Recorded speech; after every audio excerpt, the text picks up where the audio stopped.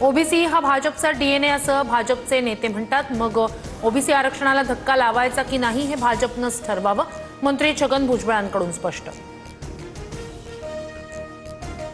राज्यात ओबीसींना आरक्षण देताना मराठा समाजानंही पुढाकार घेतला, प्रत्येकानं एकमेकांना सहकार्य करावं।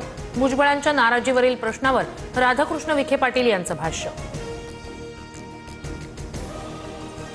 जीआरमुळे मराठवाड्याला फायदा होणार, मराठवाड्याला काही मिळू नये अशी काही लोकांची भावना, आम्ही कुणाच्या ताटातलं घेतलं नाही, मंत्री संजय शिरसाट यांचं वक्तव्य।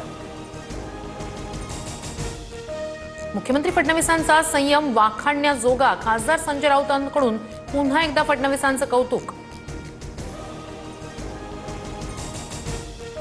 बारामतीत हाकेंच्या नेतृत्वाखाली ओबीसी बहुजन एल्गार मोर्चा, मुख्यमंत्र्यांनी आम्हाला जीआरचा अर्थ समजावून सांगावा, मराठ्यांना टप्प्याटप्प्यानं ओबीसीत घुसवणार का, लक्ष्मण हाके यांचा सवाल। नवीन जीआरमुळे ओबीसी समाजाचं कोणतंही नुकसान नाही, लक्ष्मण हाकेंनी पुन्हा एकदा चांगला अभ्यास करावा, ओबीसी नेते बबनराव तायवाडे यांची प्रतिक्रिया।